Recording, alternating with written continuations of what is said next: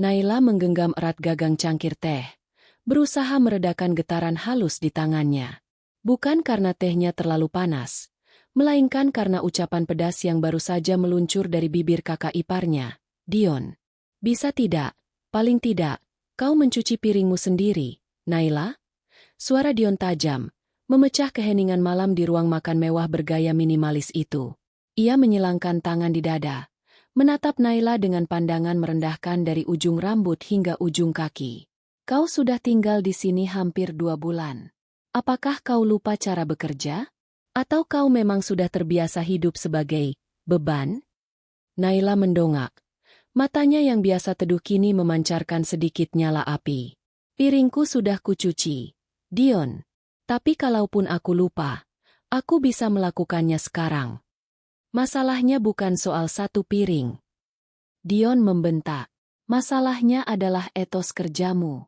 Setiap hari aku harus melihatmu hanya duduk-duduk di sofa, membaca buku, atau bermain di ponsel bututmu itu. Kau bilang kau sedang mencari kerja, tapi kau bahkan tidak pernah keluar rumah. Kau hanya menghabiskan listrik dan airku. Kau itu hanya parasit. Tahu tidak? Parasit yang harus kami tanggung demi solidaritas keluarga. Eliza, kakak Naila, muncul dari dapur, wajahnya tegang dan letih. Dion, sudah. Naila adalah adikku. Dia sedang masa sulit. Jangan terus-terusan bicara seperti itu. Dion tertawa sinis. Masa sulit? Semua orang punya masa sulit, Eliza. Tapi tidak semua orang menjadikannya alasan untuk bergelayutan pada orang lain seperti lintah. Lihatlah penampilannya. Baju lusuh, sepatu murah. Aku malu mengakui kau punya adik seperti dia saat teman-temanku datang berkunjung. Naila memejamkan mata sejenak. Jika saja Dion tahu. Jika saja pria sombong ini tahu bahwa pakaian lusuh yang ia kenakan adalah strategi.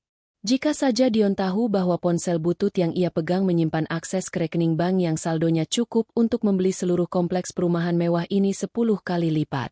Naila adalah Naila Adiwijaya, pewaris tunggal Adiwijaya Group, konglomerasi yang bergerak di bidang teknologi dan properti. Ia telah kembali ke Indonesia 2 bulan lalu setelah menyelesaikan studi S2 di luar negeri. Namun, selama 6 bulan, ia bertekad untuk menjalani hidup yang murni, tanpa privilese kekayaannya. Sebuah nazar untuk menemukan ketulusan sejati dan menguji kesabarannya, sebelum mengambil alih tampuk kepemimpinan perusahaan. Ironisnya, tempat yang ia pilih untuk menguji ketulusan malah menjadi sarang cemoohan. Naila memilih tinggal bersama Eliza, satu-satunya kerabat dekat yang ia punya. Ia memberitahu Eliza bahwa tabungannya menipis dan ia sedang berjuang. Eliza yang polos menerima, tetapi Dion yang materialistis dan arogan melihat ini sebagai kesempatan untuk melampiaskan superioritasnya. Aku akan mencari pekerjaan besok, ujar Naila tenang, menatap Dion lurus. Dion mendengus. Jangan cuma besok. Aku sudah muak. Kau tahu, aku sudah membatalkan rencana liburan kita ke Bali gara-gara harus menyisihkan uang untuk biaya hidupmu. Kau itu beban.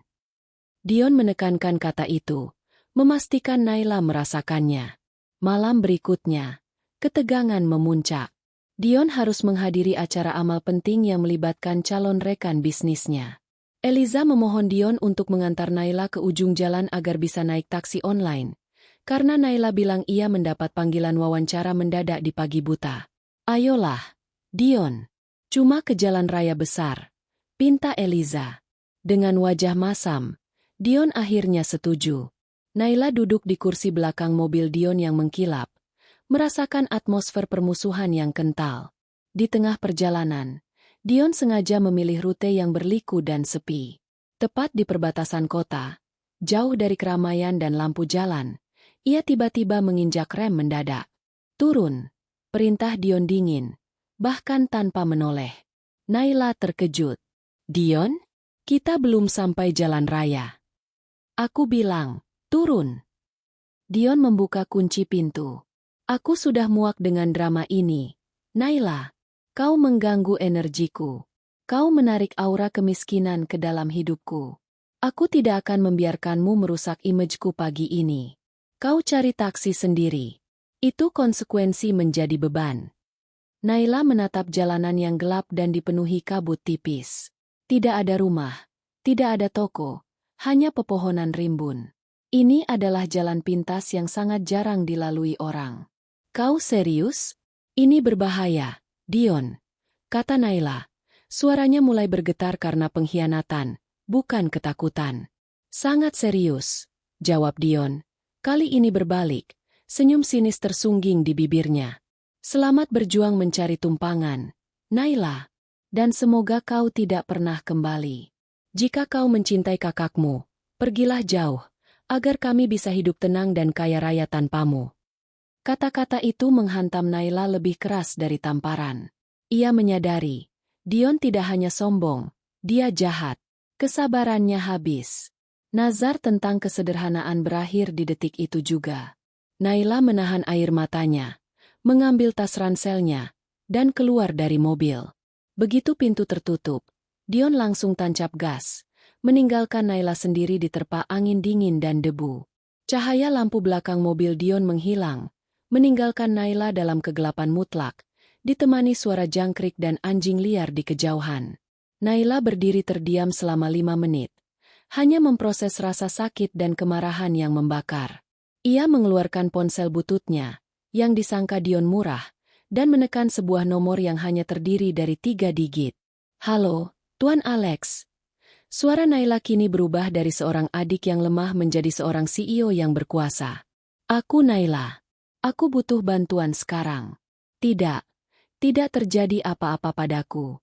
Hanya saja, aku baru saja diturunkan di tengah jalan oleh kakak iparku karena aku dianggap beban. Ia mengambil napas panjang, menatap ke arah mobil Dion menghilang. Aku butuh kau menyiapkan semua asetku dan daftar semua utang Dion Kusuma. Aku ingin dia menyesal telah menganggapku beban. Besok, aku akan menunjukkan padanya apa artinya menjadi kaya raya sejati, dan apa artinya hidup di tengah jalan, lanjut Naila. Tolong jemput aku sekarang, Alex. Kirim helikopter ke titik koordinat ini. Dan satu lagi, aku ingin kau segera mulai mengurus pembelian properti. Yang pertama, rumah Dion Kusuma. Naila menutup telepon. Wajahnya yang basah bukan karena air mata kesedihan, melainkan karena tetesan air embun malam. Senyum tipis yang dingin terukir di bibirnya. Dion Kusuma, selamat datang di permainan baruku. Kau baru saja menendang keluar ratu sejati dari istanamu. Bersiaplah untuk menjadi gelandangan. Hanya 2 jam setelah Naila ditinggalkan di tengah jalan, ia sudah berdiri di lobi salah satu gedung pencakar langit paling bergengsi di Jakarta Pusat. Helikopter pribadi yang diperintahkan oleh Tuan Alex, kepala keamanan kepercayaannya, mendarat di helipad terdekat dalam waktu kurang dari 1 jam. Naila tidak menuju rumah kakaknya, melainkan langsung ke penthouse miliknya yang jarang ditinggali. Di lobi mewah itu, ia tidak lagi mengenakan baju kasual yang disindir Dion sebagai lusuh.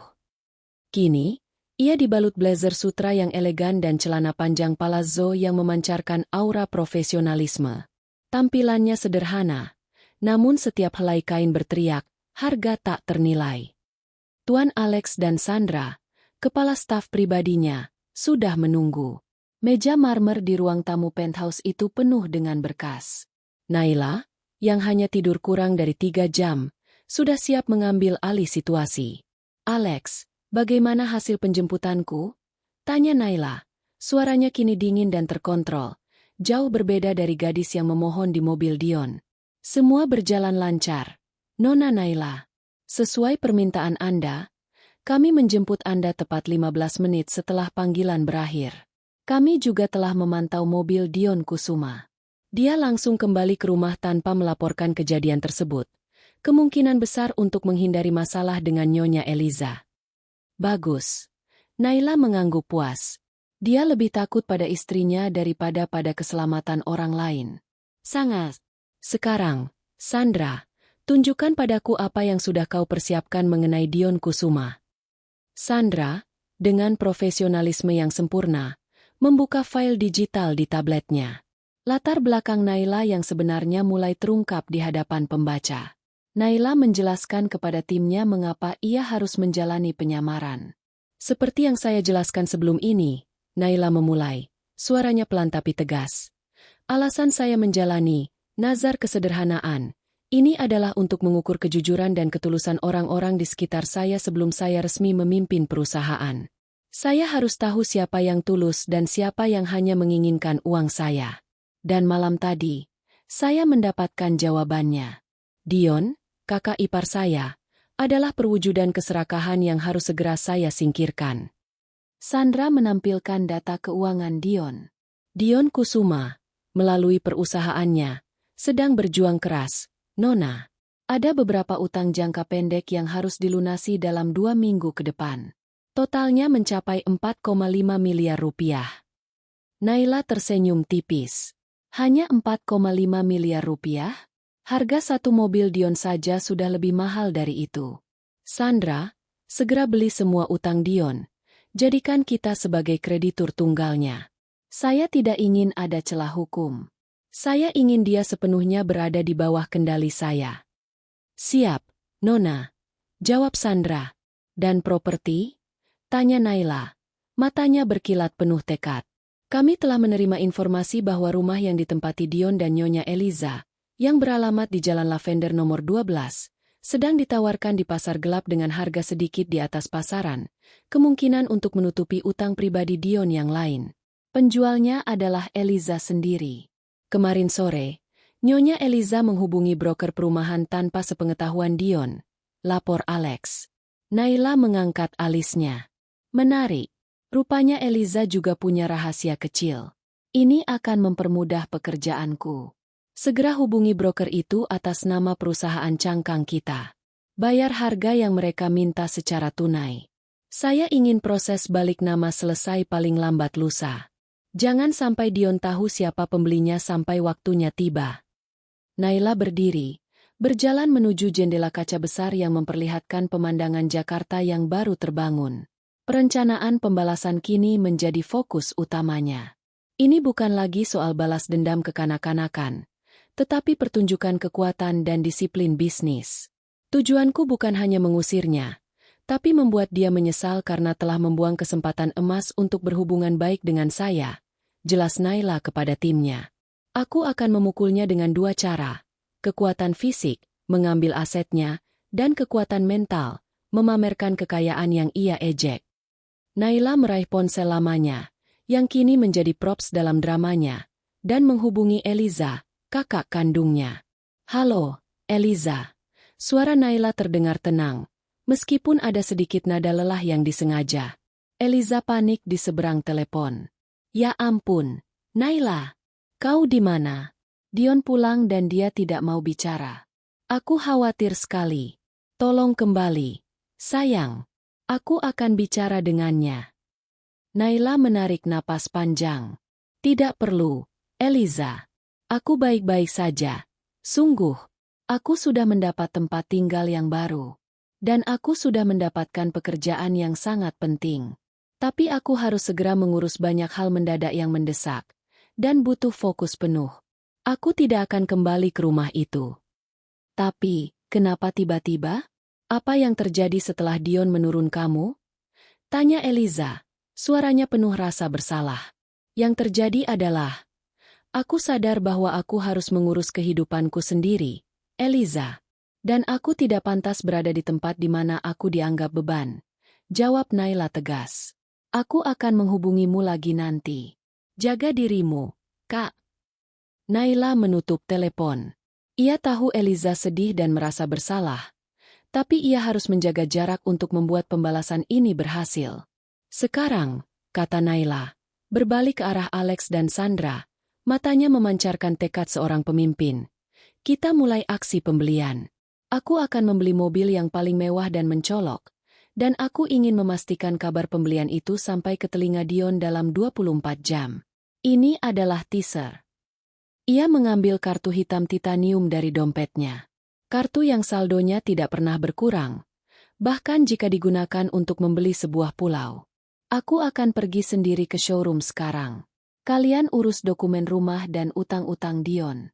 Mari kita tunjukkan kepada Dion Kusuma betapa bodohnya dia karena telah menendang keluar seorang miliuner. Di luar jendela, matahari mulai bersinar cerah, menerangi kota yang sebentar lagi akan menjadi panggung pembalasan Naila. Kini, ia bukan lagi beban yang pasrah, melainkan sosok yang siap meledakkan bom waktu yang telah ia persiapkan. Hari esok akan menjadi hari penyesalan terbesar bagi Dion Kusuma. Dion kembali ke rumah larut malam, merasa campur aduk antara kemenangan dan sedikit rasa bersalah yang ia paksa untuk diabaikan. Ia berhasil menyingkirkan parasit yang mengganggu vibe kekayaannya. Namun wajah sedih Naila saat ditinggalkan di pinggir jalan terus menghantui pikirannya. Ketika ia memasuki rumah, keheningan menyambutnya. Tidak ada Naila yang duduk di sofa membaca buku. Tidak ada teh kotor yang harus ia jadikan bahan omelan. Namun, keheningan itu terasa berat, bukan damai. Eliza sudah menunggu di ruang keluarga. Wajahnya sembab, menunjukkan bahwa ia sudah menangis. "Kau keterlaluan, Dion," ujar Eliza pelan. Suaranya syarat kekecewaan. "Keterlaluan apa?" Dion melepaskan jas mahalnya dengan kasar. "Aku hanya memberinya pelajaran. Dia harus belajar mandiri. Lagi pula, dia sudah dewasa. Dia pasti sudah mendapatkan taksi atau tumpangan. Dia adikku, Dion. Kita adalah satu-satunya keluarga yang dia punya di kota ini." Eliza bangkit, tatapannya menusuk. "Dan kau meninggalkannya sendirian di tengah malam di jalan sepi." "Aku meneleponnya. Dia bilang dia baik-baik saja dan tidak akan kembali." Dia terdengar sangat dingin. "Dion, kau sudah menyakitinya." Dion merasa gelisah. Ia benci dituduh. "Cukup, Eliza. Jangan terlalu dramatis." Dia hanya mengancam. "Besok lusa, saat dia kehabisan uang, dia akan kembali ke sini sambil memohon. Dan aku akan mengajukan syarat yang berat padanya." Namun, di dalam lubuk hatinya, kegelisahan mulai menggerogoti. Naila yang ia kenal adalah gadis yang tenang, tapi tidak pernah menunjukkan kemarahan. Sikap Naila di telepon tadi, tenang, dingin, dan final, membuat Dion merasa aneh. Keesokan paginya, kekacauan finansial kecil yang diabaikan Dion selama berminggu-minggu mulai muncul ke permukaan. Ia membuka amplop tagihan yang ditumpuk di meja. Tagihan listrik membengkak, tagihan kartu kredit bisnisnya jatuh tempo, dan yang paling mengkhawatirkan, pemberitahuan mendesak dari bank mengenai angsuran mobil mewah yang tertunda. Sial! Dion mengumpat.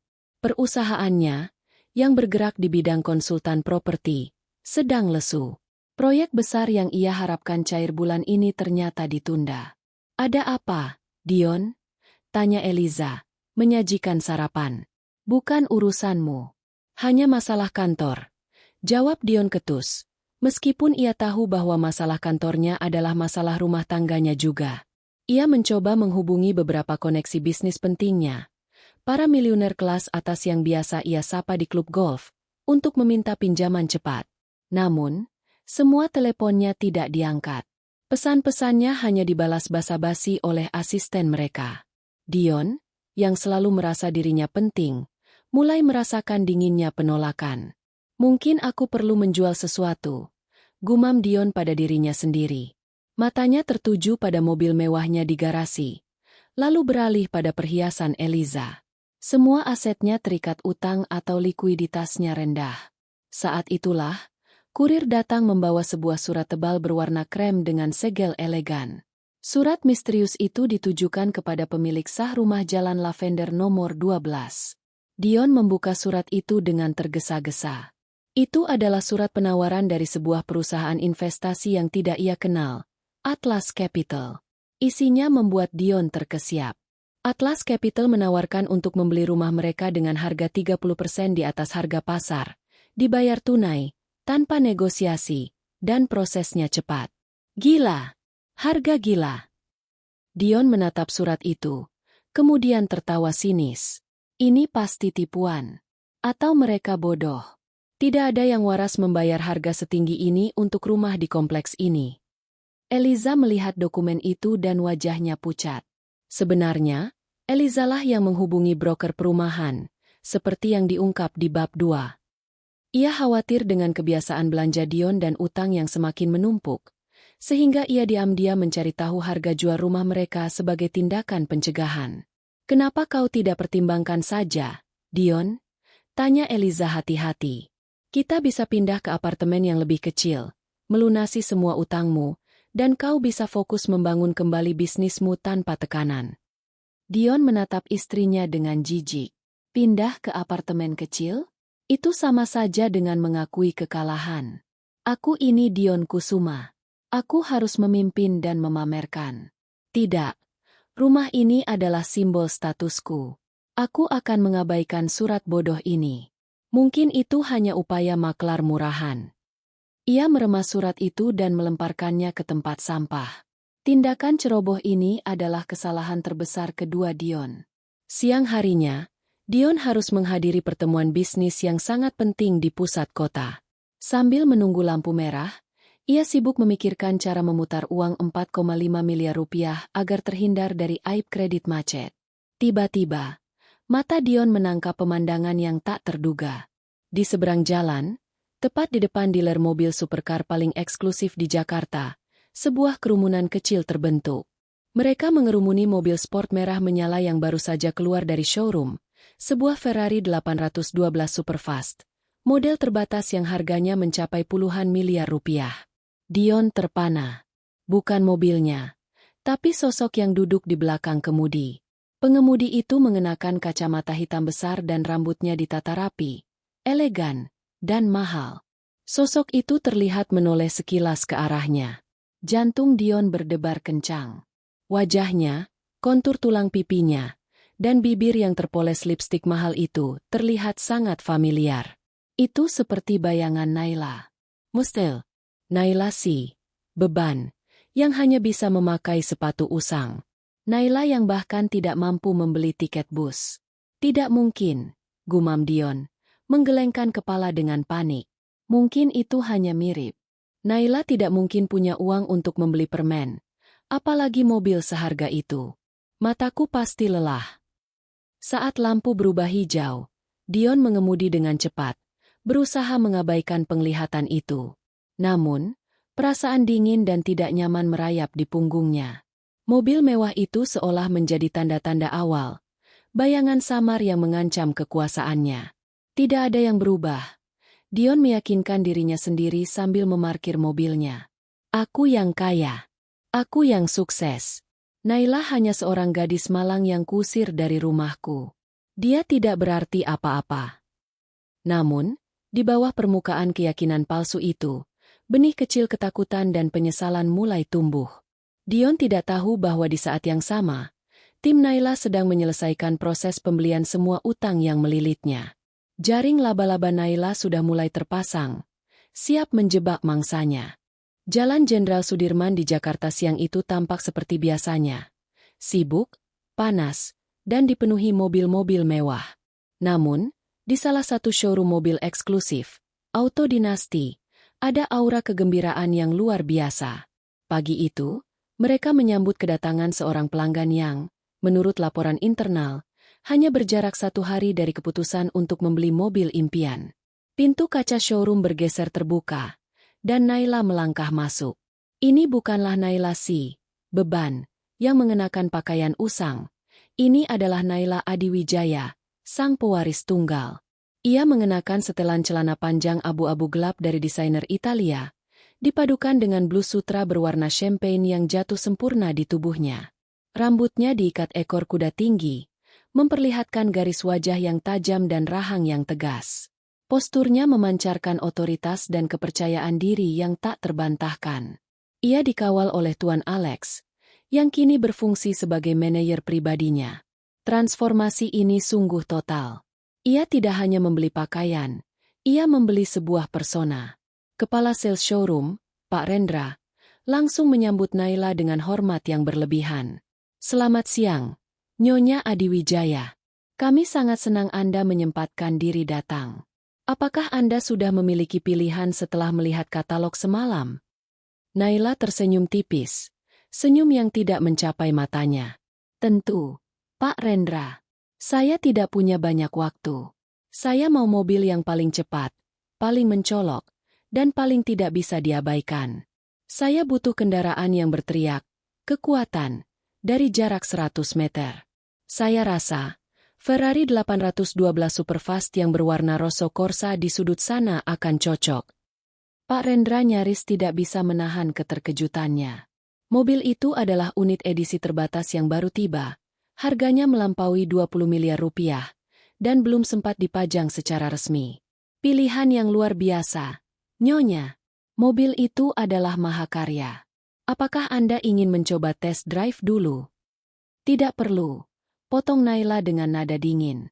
Saya tidak membeli karena kebutuhan, Pak Rendra. Saya membeli karena keinginan. Bagaimana jika kita selesaikan pembayarannya sekarang? Saya akan membayar tunai. Tawaran untuk membeli mobil semahal itu secara tunai adalah hal yang langka, bahkan bagi showroom sekelas Auto Dinasti. Aksi beli Naila membuat seluruh staf heboh. Dalam waktu kurang dari 1 jam, semua dokumen selesai. Uang tunai dalam jumlah fantastis ditransfer dari rekening Naila, mengkonfirmasi kekuatannya tanpa perlu banyak bicara. Ketika Naila keluar dari kantor Pak Rendra, kunci mobil Ferrari sudah berada di tangannya. Ia berjalan menuju mobil barunya, merasakan sentuhan kulit jok yang mewah. Baginya, mobil ini bukan hanya kendaraan. Ini adalah senjata pertama dalam pembalasan dendamnya. Sementara itu, di pusat perbelanjaan yang bersebelahan dengan showroom Auto Dinasti, Dion sedang terpuruk. Ia mencoba mendesak manajer bank di sana untuk memberikan perpanjangan pinjaman, tetapi ditolak mentah-mentah. Frustrasi, ia memutuskan untuk mencari makan siang di sebuah kafe mahal, sebagai upaya putus asa untuk menjaga image dan bertemu koneksi secara kebetulan. Dion duduk di kafe dengan wajah tegang, sesekali memeriksa ponselnya yang sepi dari tawaran bisnis. Tiba-tiba, ia mendengar keributan dan sorakan dari jalan raya di luar. Semua orang di kafe berbalik melihat. Sebuah Ferrari 812 Superfast Rosso Corsa meluncur keluar dari showroom Auto Dinasti. Suara mesinnya menderu memekakan telinga. Mobil itu diparkir sebentar di depan valet cafe, menarik perhatian semua pengunjung, termasuk Dion. Ya Tuhan, mobil itu, bukankah itu mobil yang kulihat kemarin? Gumam Dion, matanya menyipit, mencoba mengingat penampakan yang ia anggap halusinasi. Kemudian, pintu pengemudi terbuka. Pertemuan tak terduga itu terjadi. Naila keluar dari mobil, terlihat semakin memukau di bawah sinar matahari. Ia tidak melihat Dion, melainkan sibuk berbicara dengan Tuan Alex yang membukakan pintu untuknya. Di pergelangan tangannya melingkar jam tangan Audemars Piguet yang berkilauan, dan ia membawa tas Hermes Birkin yang harganya bisa membeli 3 motor Dion. Dion tercekat. Napasnya tertahan di paru-paru. Otaknya bekerja keras menolak realitas yang terpampang di depan matanya. Itu tidak mungkin. Bisik Dion. Keringat dingin mulai membasahi punggungnya. Sosok itu sangat mirip dengan Naila yang ia usir. Tetapi auranya adalah seorang miliuner sejati, seorang pemimpin, seorang wanita yang memegang kekuasaan. Saat Naila berbalik untuk mengambil sunglasses dari tasnya, pandangannya secara tidak sengaja bersilangan dengan Dion. Hanya sepersekian detik, tetapi cukup untuk memastikan. Mata yang sama, bentuk wajah yang sama. Naila, yang telah melihat Dion dari jauh, sengaja membiarkan kontak mata itu terjadi. Ekspresinya datar, tanpa emosi, seolah-olah Dion hanyalah debu yang mengganggu pandangannya. Kemudian, dengan gerakan yang anggun, Naila memakai kacamata hitamnya, memutus kontak mata itu, dan berjalan pergi.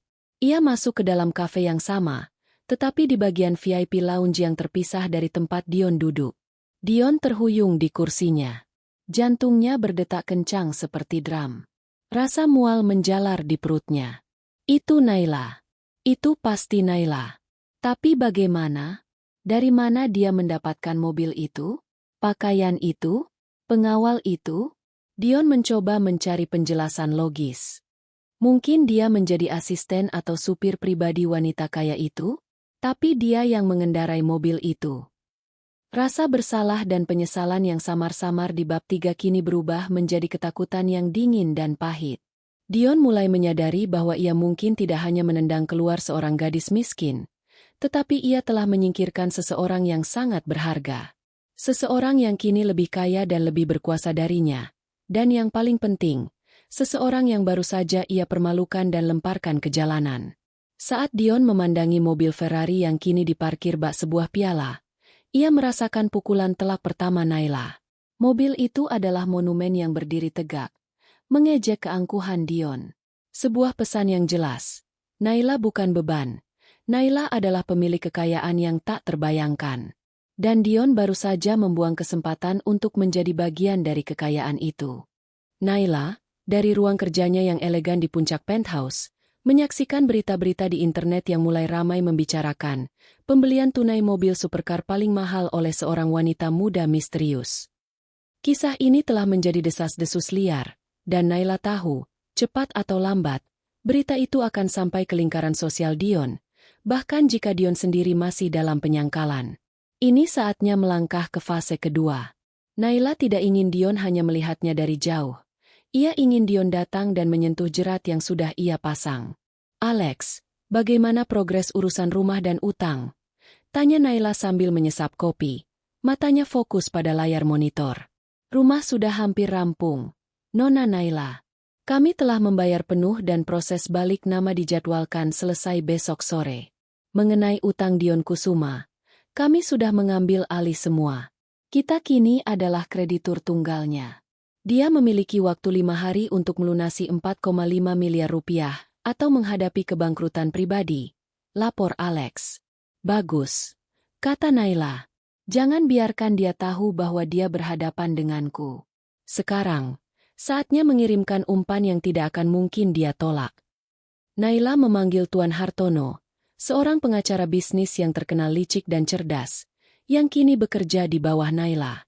Hartono adalah seorang pria parubaya yang selalu terlihat rapi, dengan mata yang menyimpan 1000 rahasia. "Hartono," instruksi Naila terdengar seperti komando militer. "Aku ingin kau mendekati Dion Kusuma. Jangan sebutkan nama perusahaan kita. Cukup katakan kau mewakili sebuah konglomerasi investasi baru yang sedang mencari konsultan untuk proyek properti skala besar. Tawarkan kepadanya kesepakatan yang begitu menggiurkan. Keuntungan yang bisa melunasi semua utangnya sekaligus. Bukankah ini hanya akan memberinya harapan palsu, Nona?" tanya Hartono, sedikit bingung dengan strategi Naila. Naila tersenyum dingin. "Tentu saja. Harapan palsu adalah umpan terbaik. Tujuanku adalah membawanya ke kantor kita. Membuatnya merangkak kembali ke hadapanku, bukan sebagai kakak ipar yang sombong, tapi sebagai seorang pengemis bisnis yang putus asa." Hartono segera melaksanakan tugasnya.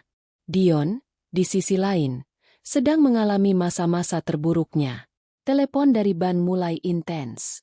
Hubungannya dengan Eliza tegang karena Eliza terus menyalahkannya atas kepergian Naila. Ketakutan setelah melihat penampakan Naila dengan Ferrari membuatnya paranoid. Ia menghabiskan waktu mencari tahu siapa pembeli Ferrari itu. Namun semua informasi tertutup rapat. Ia mencoba menghubungi koneksi lama, merayu, bahkan hampir memohon pinjaman. Namun, jaringan sosial yang dibangun di atas kesombongan dan pameran kekayaan palsu dengan cepat runtuh di hadapan masalah uang sungguhan. Saat ia sedang meratapi nasibnya di kantor yang sepi, telepon berdering dari nomor yang tidak dikenal. "Selamat sore, Tuan Kusuma. Saya Hartono dari kantor hukum Laksmana. Kami ditugaskan oleh klien kami, sebuah perusahaan investasi multinasional, untuk mencari konsultan properti terbaik di Jakarta untuk proyek pembangunan kawasan terintegrasi." Suara Hartono terdengar berwibawa dan meyakinkan. Dion langsung duduk tegak. "Proyek kawasan terintegrasi? Menarik. Seberapa besar skalanya?" "Sangat besar, Tuan. Investasi awal mencapai 1 triliun rupiah. Dan kami mendapatkan rekomendasi terbaik mengenai kemampuan analisis pasar properti Anda," puji Hartono, memberikan Dion balsem penenang yang sangat dibutuhkan untuk egonya yang terluka. Dion merasa seolah-olah dewa keberuntungan akhirnya tersenyum padanya. Ini adalah penyelamat yang ia tunggu-tunggu. "Tentu, Tuan Hartono. Saya sangat tertarik. Kapan kita bisa bertemu? Klien kami sangat sibuk, Tuan. Mereka menghargai waktu. Kami ingin Anda datang ke kantor pusat kami besok pagi, pukul 10 tepat. Jika Anda datang terlambat, kesepakatan ini akan diberikan kepada pesaing Anda, ancam Hartono, menambahkan elemen tekanan yang membuat Dion semakin terobsesi. Baik, saya akan datang. Tepat waktu. Janji Dion. Matanya berkilat-kilat karena keserakahan yang diperbarui. Ia bahkan tidak meminta nama klien. Terlalu fokus pada janji 1 triliun rupiah. Di malam harinya, Dion kembali bersemangat. Ia mulai merencanakan apa yang akan ia kenakan. Bagaimana ia akan mempresentasikan dirinya. Ia bahkan membeli dasi baru. Ia menceritakan kabar gembira itu kepada Eliza. Meskipun Eliza tetap terlihat muram. Hati-hati, Dion. Proyek sebesar itu datang tiba-tiba. Jangan sampai kau tertipu, saran Eliza. Tertipu? Ini Hartono, pengacara terkenal. Ini adalah takdir. Eliza. Naila pergi, dan keberuntungan segera kembali. Itulah yang terjadi ketika beban disingkirkan. Dion tertawa keras, tidak menyadari bahwa ia baru saja memuji strategi pembalasan Naila. Di sisi lain kota, Naila mendapatkan laporan lengkap dari Hartono. Dia sangat antusias. Nona. Dia tidak bertanya apa-apa selain besaran uangnya. Lapor Hartono. Sempurna. Naila tersenyum. Kali ini senyumnya penuh antisipasi. Besok, pastikan dia datang sendirian. Siapkan ruangan itu dengan setup yang paling formal dan mengintimidasi. Aku ingin dia merasakan betapa kecilnya dia di hadapan kekuasaanku. Naila berjalan menuju lemari. Mengeluarkan jas kutur berwarna biru laut. Besok, ia tidak akan menjadi Naila Adiwijaya. Ia akan menjadi eksekutor balas dendam. Semua aset Dion yang kini berada di bawah kendali Naila, termasuk utang dan rumahnya, adalah peluru yang siap ditembakkan. Dion akan memasuki markas musuh, berharap mendapat rezeki, tetapi hanya akan menemukan penghakiman. Pagi itu, Dion Kusuma mengenakan setelan jas termahalnya, dasi sutra baru, dan senyum palsu yang ia latih di depan cermin. Ia mengendarai mobilnya menuju alamat kantor yang diberikan Tuan Hartono, sebuah gedung pencakar langit baru yang menaungi perusahaan-perusahaan blue chip dunia. Harapannya melambung setinggi langit. Ia yakin, setelah menandatangani kontrak ini, semua masalah utangnya akan hilang. Ia naik lift pribadi berkecepatan tinggi, yang membawanya langsung ke lantai teratas. Pintu lift terbuka, menampakkan lobi yang didominasi oleh panel kayu walnut gelap dan lampu gantung kristal minimalis yang fantastis. Di dinding, terpampang logo yang sangat abstrak, tanpa nama, sebuah sentuhan kesombongan modern yang disukai para miliuner sejati. Puncak emosi Dion mencapai titik didih. Ia gugup, tetapi adrenalin menutupi rasa takutnya. Ia disambut oleh seorang resepsionis yang dingin dan langsung diantar ke ruang rapat utama. Ruangan itu didesain untuk mengintimidasi. Meja kayu panjang yang mengkilap, kursi-kursi kulit premium, dan di salah satu sisi, jendela kaca besar membentang dari lantai ke langit-langit, menyuguhkan pemandangan kota yang terbentang di bawahnya, sebuah pengingat visual akan kekuasaan yang ia harapkan. Dion duduk, merasakan betapa kecilnya dirinya. Ia berusaha terlihat percaya diri, meletakkan briefcase kulitnya di atas meja. Beberapa saat berlalu, Tuan Hartono masuk, tetapi tidak duduk. Terima kasih atas kedatangan Anda, Tuan Kusuma, ujar Hartono datar. Klien kami akan segera bergabung. Kami hanya perlu memastikan Anda memahami bahwa proyek ini sangat rahasia dan bernilai tinggi. Klien kami sangat menghargai profesionalisme dan ketepatan waktu. Ingat, deal ini adalah kesempatan sekali seumur hidup. Dion mengangguk cepat. Tentu, Hartono. Saya sangat menghargai kesempatan ini. Katakan pada klien Anda bahwa perusahaan saya siap mengerahkan seluruh sumber daya. Hartono tersenyum misterius. Klien kami tahu persis sumber daya apa yang Anda miliki, Tuan Kusuma. Tiba-tiba, pintu besar di ujung ruangan terbuka dengan hening. 3 orang masuk, Tuan Alex, Sandra, dan di tengah-tengah mereka, Sosok wanita yang membuat udara di ruangan itu terasa membeku. Dion tersentak. Ia membeku. Pikirannya kosong. Ia sudah melihatnya dengan Ferrari, tetapi melihatnya di ruang rapat ini, sebagai atasan yang berkuasa, adalah tamparan yang mematikan. Sosok itu mengenakan setelan jas biru laut yang elegan dan mahal. Rambutnya disanggul tinggi. Di lehernya melingkar kalung berlian minimalis yang memancarkan kilau halus. Aura kekuasaan yang ia miliki begitu tebal, begitu nyata, hingga Dion merasa sesak napas. Itu Naila. Bukan Naila si beban, dengan handphone butut yang ia usir. Ini adalah Naila sang miliuner, sang pemilik gedung, sang pemilik kekuasaan. Naila Adiwijaya. Naila berjalan dengan langkah yang anggun namun penuh tujuan, melewati Hartono dan Alex, lalu duduk di kursi utama, di ujung meja, berhadapan langsung dengan Dion. Matanya menatap tajam, tanpa kehangatan sedikit pun, mencerminkan seluruh rasa sakit dan penghinaan yang ia rasakan di malam itu. Dion mencoba berdiri, tetapi kakinya terasa lemas. Ia tidak bisa mengeluarkan sepatah kata pun. Mulutnya terasa kering dan rasa mual yang sama seperti saat ia melihat Ferrari itu kini kembali menyerangnya. Jauh lebih kuat. Pengungkapan Naila terjadi dengan kejam, namun santun. Naila meletakkan kedua tangannya di atas meja, mencondongkan tubuhnya sedikit ke depan. "Selamat pagi, kakak ipar." Suaranya terdengar merdu, tetapi sedingin es. Dion akhirnya berhasil berbisik. Naila? Apa yang terjadi?" Naila tersenyum tipis. Senyum iblis yang menghancurkan jiwa Dion. "Apa yang terjadi? Kau tidak mengenaliku?" "Tentu saja. Aku hanyalah seorang beban. Seorang parasit yang hanya menghabiskan listrik dan airmu. Kau tahu, sulit untuk mengingat wajah orang-orang yang hanya kau anggap sebagai sampah yang harus dibuang." Air mata mulai menggenang di mata Dion. Air mata syok, ketakutan, dan penyesalan. "Ini kantor siapa? Kenapa kau ada di sini?" Dion masih mencoba mencari celah, mencoba meyakinkan dirinya bahwa Naila hanya seorang figur, atau hanya kebetulan hadir. Naila mengambil sebuah pulpen mahal dari meja dan memutarnya perlahan. "Kau datang ke sini karena kau putus asa, Dion. Kau datang untuk menyelamatkan bisnismu yang runtuh. Dan kau datang ke tempat yang tepat. Karena gedung ini, perusahaan di belakangnya, dan proyek 1 triliun yang kau impikan, semua adalah milikku." Dion menggelengkan kepala. "Tidak, kau berbohong. Kau tidak mungkin." "Aku tidak mungkin kaya raya?"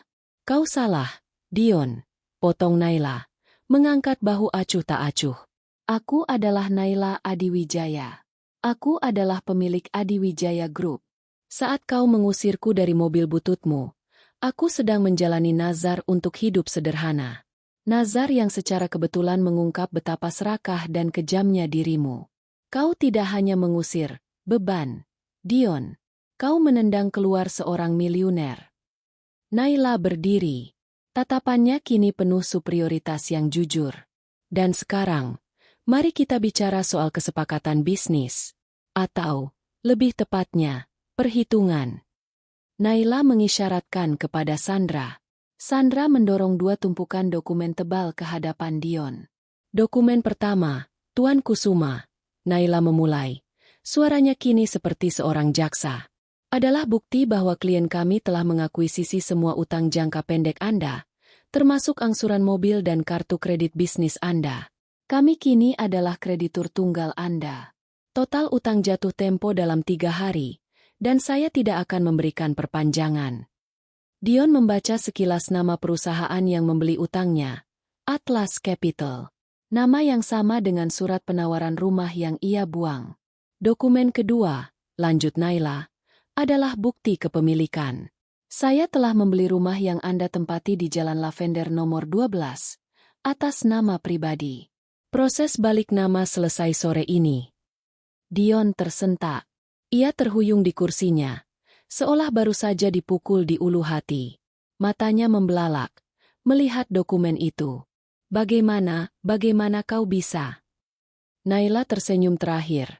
Senyum pahit yang penuh kemenangan. "Uang. Dion, uang bisa membeli segalanya, termasuk penyesalanmu. Aku membeli utangmu agar aku bisa menjepitmu. Aku membeli rumahmu agar aku bisa mengusirmu. Sama seperti yang kau lakukan padaku di pinggir jalan. Senang melihat Anda sudah tak menganggapku beban lagi, kakak ipar. Karena kini, kau adalah beban yang akan kubuang. Udara di ruang rapat terasa setebal timah. Dion, wajahnya pucat pasi, masih mencoba memproses fakta bahwa orang yang duduk di hadapannya, yang baru 2 malam lalu ia buang di jalanan sepi, kini memegang kendali penuh atas seluruh hidupnya. Ini tidak masuk akal. Gumam Dion, suaranya serak. Ia mencoba bangkit dari kursinya, tetapi lututnya gemetar. Proyek triliunan itu. Kau menjebakku. Naila menyilangkan kaki.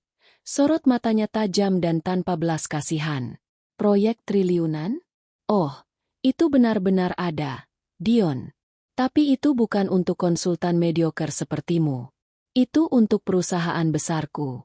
Tujuanku mengirim Tuan Hartono menghubungimu hanya satu, untuk memastikan kau datang ke sini, ke hadapanku, sebagai seseorang yang membutuhkanku. Dion merasa seluruh dunia berputar.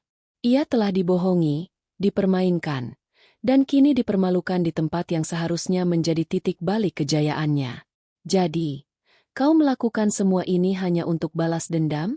Hanya karena aku menganggapmu beban. Dion mencoba mencari ampun. Nada suaranya berubah dari marah menjadi memohon. Naila, tolong. Kita ini keluarga. Aku kakak iparmu. Keluarga. Naila tertawa hampa. Keluarga tidak meninggalkan anggotanya di tengah jalan karena dianggap menarik aura kemiskinan. Kau tidak ingat, Dion? Kau mengatakan, aku tidak akan membiarkanmu merusak imejku. Aku sedang memberimu balasan yang setimbal. Aku sedang merusak imej sejatimu. Naila memberi isyarat kepada Alex. Alex meletakkan salinan perjanjian utang di depan Dion. Kau punya 3 hari untuk melunasi utangmu, Dion, kata Naila. Suaranya kembali profesional. Totalnya 4,5 miliar rupiah. Jika kau tidak melunasinya, kami akan mengajukan kebangkrutan pribadi dan menyita aset-aset yang tersisa. Dion menelan ludah. Ia tahu ia tidak punya uang sebanyak itu. Ia sudah menghubungi semua orang, dan semua pintunya tertutup. Tapi rumah kami. Dion menunjuk dokumen di hadapannya. Eliza tidak akan setuju. Itu atas nama Eliza juga. Itulah bagian yang menarik, Dion. Naila bersandar, menikmati kekalahan Dion. Surat penawaran harga gila yang kau buang ke tempat sampah beberapa hari lalu? Itu adalah penawaran awal dariku. Elizalah yang diam-diam menghubungi broker properti karena dia takut dengan kebiasaan belanjamu dan utang-utangmu. Dia ingin menjual rumah itu untuk melunasi utang pribadimu yang lain. Dia hanya tidak memberitahumu. Kau bisa menyalahkan keserakahanmu dan ketidakpercayaan istrimu. Fakta itu menghantam Dion seperti palu. Bukan hanya Naila, tetapi istrinya sendiri, Eliza, juga merahasiakan sesuatu darinya karena ia terlalu sombong dan tidak bisa dipercaya. Kini, Naila beralih ke tawaran utama. Sebuah jerat yang terbuat dari uang yang tidak bisa Dion tolak, namun menghancurkan martabatnya. Aku akan memberimu satu kesempatan, Dion. Ini adalah deal terakhir yang bisa kuberikan sebagai keluarga, kata Naila. Dion mendongak penuh harap. Kau dan Eliza mengosongkan rumah itu dalam waktu 24 jam. Sebagai gantinya, aku akan membayar sisa harga jual rumah itu. Jumlah yang cukup untuk melunasi sisa utang mobilmu dan memberimu uang tunai sebesar 500 juta rupiah. Uang ini bukan hadiah. Ini adalah kompensasi untuk biaya sewa awal dan agar kau tidak langsung menjadi gelandangan. Naila menyipitkan matanya. Jika kau menolak, aku akan membiarkan kebangkrutanmu terjadi. Bank akan menyita semua yang kau punya. Kau tidak akan mendapat sepeser pun dari penjualan rumah itu. Dan kau akan tetap diusir. Hanya saja prosesnya akan memakan waktu lebih lama dan lebih memalukan. Pilih mana? Pergi dengan sedikit martabat dan uang, atau pergi dengan tangan kosong dan aib. Penolakan dan ancaman yang dipertimbangkan Dion hanya berlangsung beberapa detik. Aku tidak akan setuju. Dion membanting meja. Aku akan menghubungi media. Aku akan katakan pada semua orang bagaimana pewaris Adiwijaya Group memeras keluarganya sendiri. Naila tetap tenang. Ia mengambil remote di meja, dan layar proyektor besar di dinding menyala. Tayangan video muncul. Dion yang sedang marah dan mengusir Naila di pinggir jalan, dengan suara yang jernih. Apakah kau yakin, Dion? Aku punya rekaman ini, kata Naila, menunjuk Hartono. Tuan Hartono adalah pengacara terbaik. Aku bisa memutarbalikkan fakta, mengatakan bahwa kau menculikku, membuangku di tempat sepi. Rekamanku adalah bukti bahwa aku adalah korban penganiayaan, dan tindakan hukumku hanyalah perlindungan aset. Aku bahkan bisa mempublikasikan rekaman ini ke seluruh lingkaran bisnismu. Kau pikir, siapa yang akan mereka percaya? Pewaris triliunan yang terlihat teraniaya, atau seorang konsultan yang diambang kebangkrutan yang dikenal sombong? Dion ambruk kembali di kursinya, menyadari bahwa ia benar-benar tidak berdaya. Naila sudah memikirkan segalanya. Hartono, Naila memberi isyarat tanpa melihat Dion. Siapkan dokumen kesepakatan penyerahan. Biarkan dia melihatnya. 24 jam. Tidak ada negosiasi. Tidak ada perpanjangan. Naila bangkit berdiri, menatap Dion untuk terakhir kalinya. Kau menendangku keluar karena uang. Dan sekarang, uanglah yang menendangmu keluar, Dion. Hubungi Eliza. Dia punya kunci rumah itu. Berkemaslah. Tanpa menunggu jawaban Dion, Naila, Alex, dan Sandra meninggalkan ruang rapat. Dion ditinggalkan sendirian, dikelilingi kemewahan yang bukan miliknya, menatap dokumen yang merenggut semua yang ia miliki. Pria yang dulu begitu sombong kini hanya menyisakan kerangka yang rapuh, penuh dengan ketakutan dan penyesalan yang mendalam. Jaring Naila telah menutup, dan Dion adalah mangsa yang tak berdaya. Dion tiba di rumahnya di Jalan Lavender dengan keadaan berantakan, syok, dan putus asa. Kemejanya kusut, keringat dingin membasahi pelipisnya, dan pandangannya kosong. Ia memasuki rumah yang seharusnya menjadi simbol kesuksesannya, tetapi kini terasa seperti kuburan ambisinya. Reaksi Eliza jauh lebih buruk dari yang ia bayangkan. Eliza sedang di dapur, mencoba menyiapkan makan malam dengan hati-hati. Melihat Dion dalam kondisi seperti itu, ia langsung khawatir. Dion? Ada apa? Bagaimana dengan proyek triliunan itu? Dion menjatuhkan briefcase-nya ke lantai marmer dengan suara keras. Proyek itu omong kosong. Semuanya jebakan. Itu adalah jebakan yang dibuat oleh si iblis itu. Siapa? Siapa yang kau maksud? Tanya Eliza, ketakutan. Dion menatap istrinya. Matanya penuh tuduhan. Adikmu. Naila. Dia bukan beban yang kau kira. Dia adalah pemilik perusahaan investasi itu. Dia seorang miliuner. Dan dia membeli semua utang-utangku.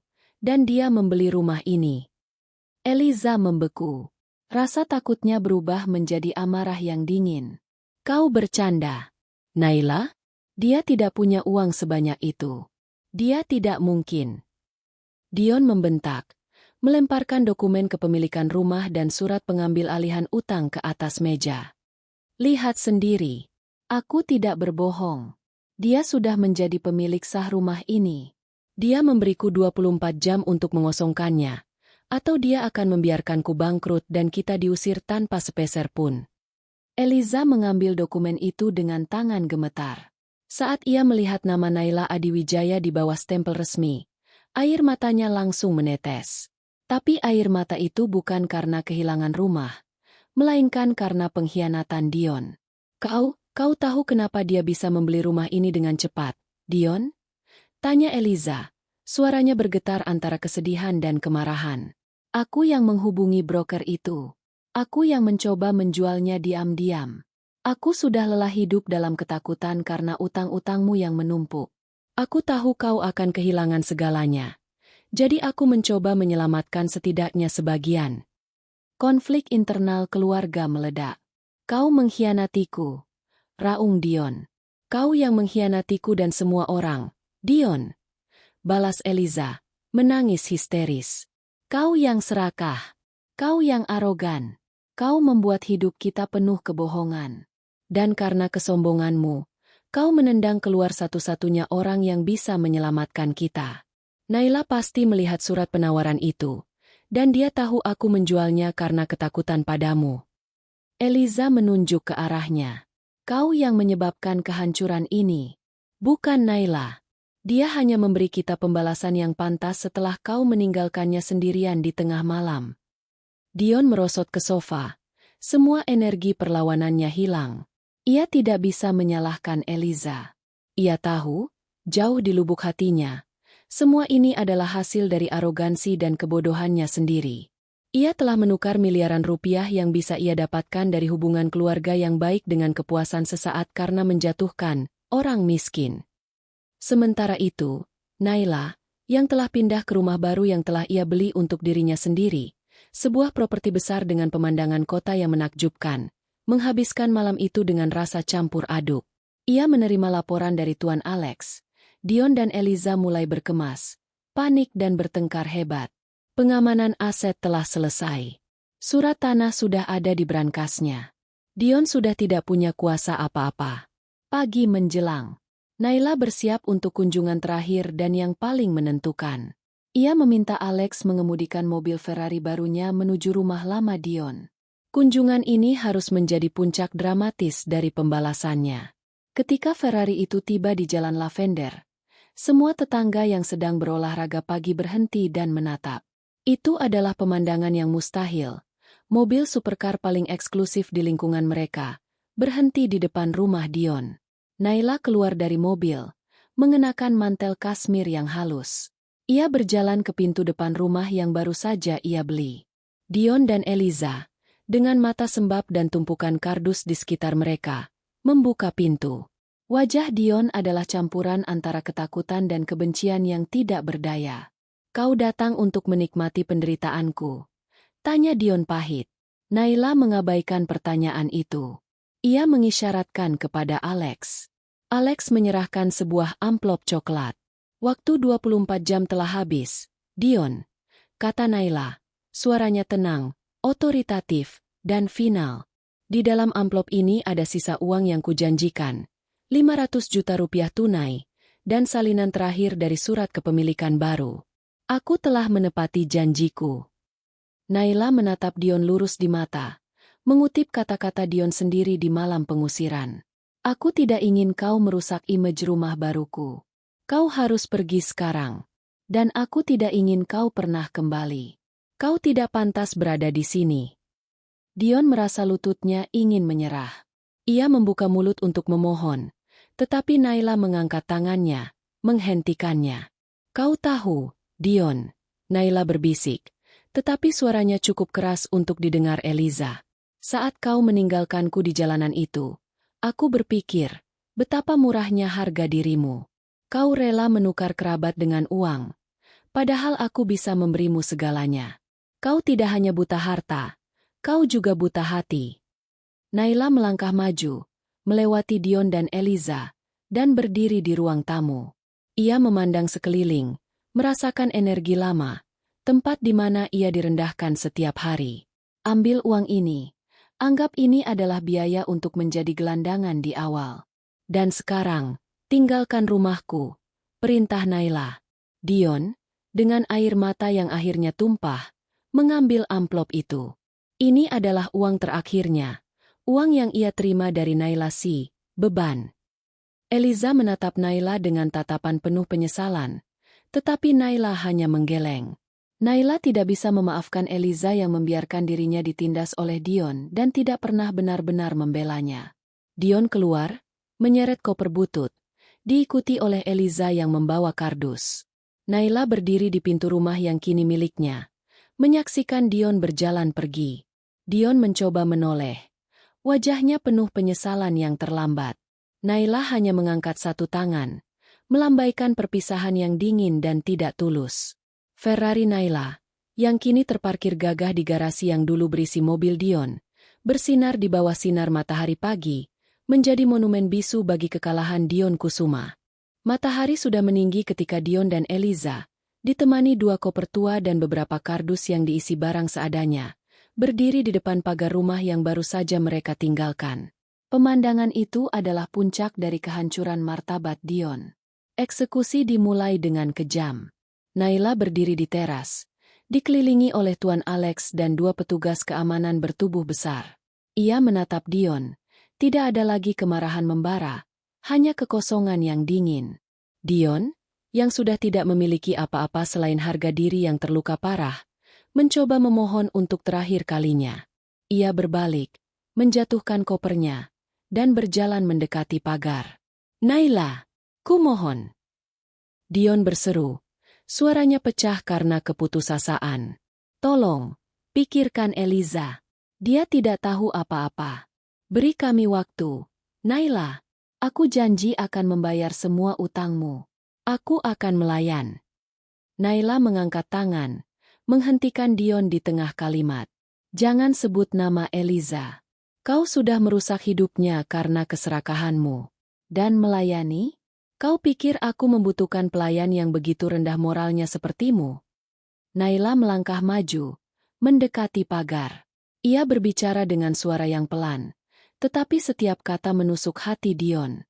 "Ingat, Dion, saat aku memohon untuk tidak ditinggalkan di pinggir jalan." Naila menyeringai tipis. "Kau bilang aku harus menanggung konsekuensi menjadi beban.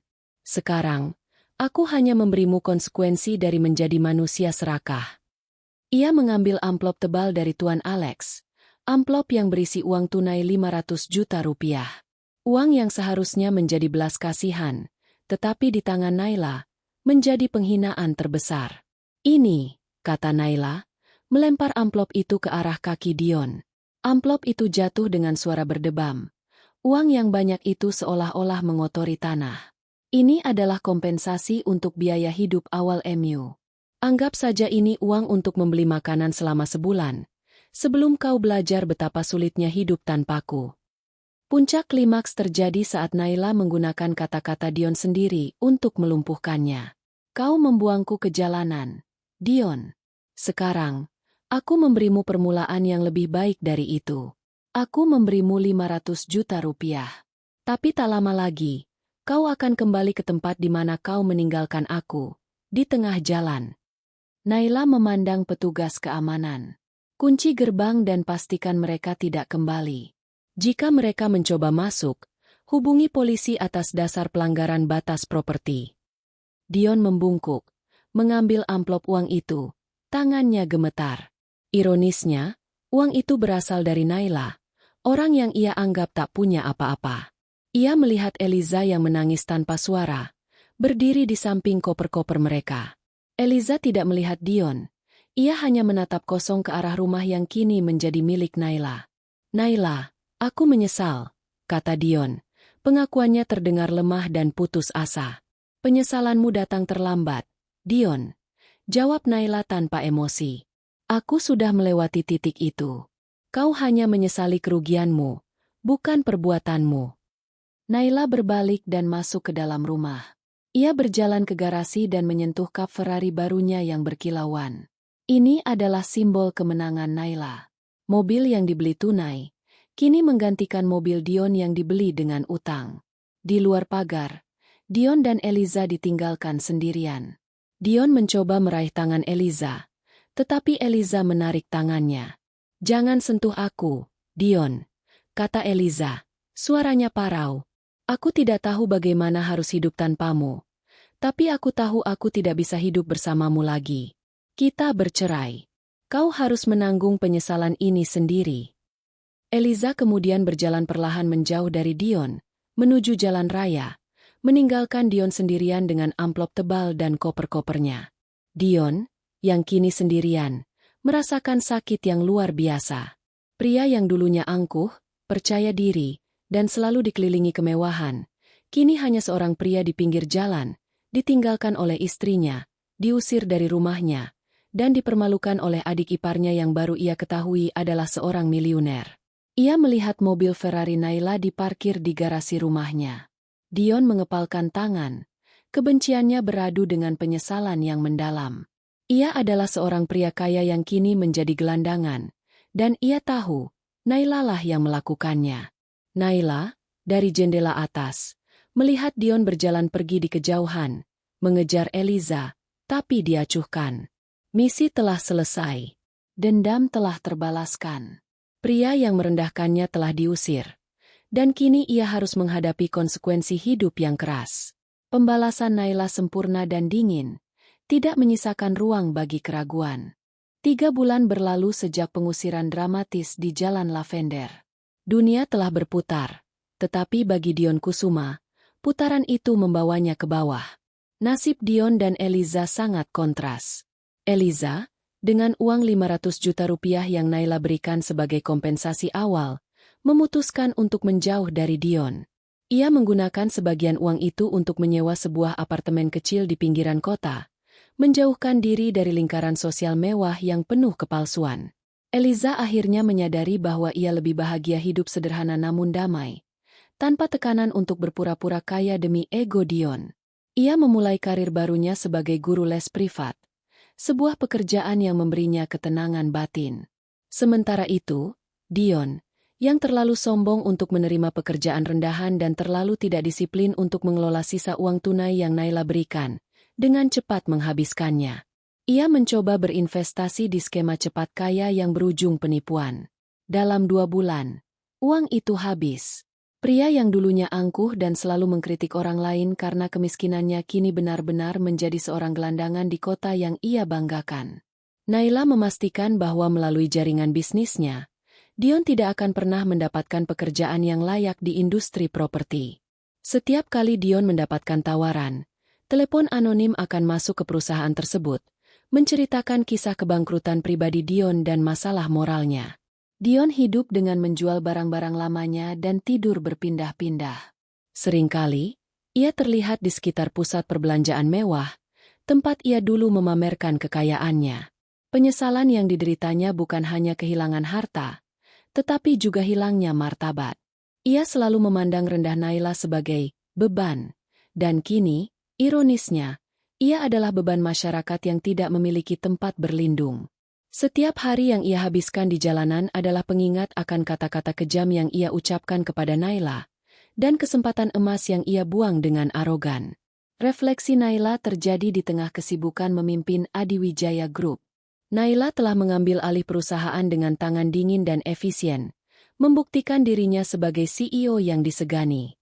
Bisnisnya berkembang pesat, dan cerita tentang Naila Adiwijaya, miliuner muda yang misterius, menjadi legenda di kalangan elit. Namun, di balik kesuksesan itu, Naila merasa hampa. Suatu sore, Tuan Alex menunjukkan Naila foto-foto yang diambil oleh tim keamanan mereka. Foto-foto Dion yang tidur di bangku taman kota. Dion tampak kurus, kotor, dan tua. Apakah pembalasan ini sudah cukup, Nona Naila? Tanya Alex hati-hati. Naila menatap foto itu lama sekali. Ia tidak merasakan kepuasan yang ia bayangkan. Rasa sakit yang ia rasakan saat ditinggalkan di tengah jalan telah hilang, digantikan oleh kesadaran yang pahit. Dia telah hancur, Alex, ujar Naila pelan. Aku telah mengambil semua yang dia hargai. Uang, rumah, status, dan istrinya.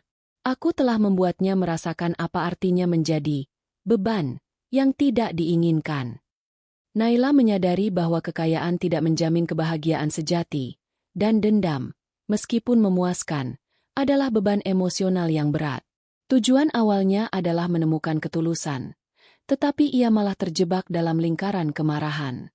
Pembalasan telah selesai, tetapi hidup harus terus berjalan dengan tujuan yang lebih besar. Hentikan pengawasan terhadap Dion Kusuma, perintah Naila. Biarkan dia menanggung konsekuensinya tanpa intervensi lebih lanjut dariku. Dendamku berakhir hari ini. Naila kemudian menghubungi Eliza. Mereka bertemu di sebuah kafe sederhana. Pertemuan itu tenang, penuh permintaan maaf dari Eliza dan pengertian dari Naila. Aku minta maaf atas nama Dion, dan atas ketidakmampuanku untuk membelamu saat itu. Naila, kata Eliza tulus. Aku mengerti, Kak, jawab Naila. Kita berdua sama-sama korban kesombongan Dion. Kau sudah menemukan kedamaianmu sendiri. Itu sudah cukup. Naila tidak menawarkan kemewahan kepada Eliza, tetapi ia memastikan Eliza memiliki keamanan finansial yang dibutuhkan untuk memulai hidup baru. Ia menyadari bahwa orang yang tulus tidak akan mengambil keuntungan dari kekayaannya, bahkan jika ditawarkan. Penutup. Pada akhirnya, Naila mendapatkan lebih dari sekadar pembalasan. Ia mendapatkan kemerdekaan dari masa lalunya dan pemahaman yang jelas tentang dirinya. Ia menerima kembali kendali penuh atas hidup dan perusahaannya, tetapi dengan filosofi yang berbeda. Ia bertekad menggunakan kekayaannya untuk menciptakan lapangan kerja dan memberi peluang bagi orang-orang yang tulus, bukan untuk pameran kekuasaan. Naila mengakhiri hari itu dengan mengunjungi rumah di Jalan Lavender. Kini, rumah itu telah direnovasi total dan diubah menjadi pusat pelatihan untuk anak-anak muda yang kurang beruntung, sebuah ironi yang manis bagi Naila. Rumah yang dulunya merupakan simbol keserakahan dan kesombongan Dion kini menjadi simbol harapan dan kemurahan hati Naila. Naila Adiwijaya, yang pernah menjadi beban di mata Dion, kini telah menjadi pahlawan bagi banyak orang. Ia melangkah maju, meninggalkan dendam di belakangnya, siap menjalani hidup barunya sebagai Naila yang kaya raya, kuat, dan penuh martabat. Ia tidak hanya membalas dendam, tetapi ia telah mengubah nasibnya dan nasib orang lain.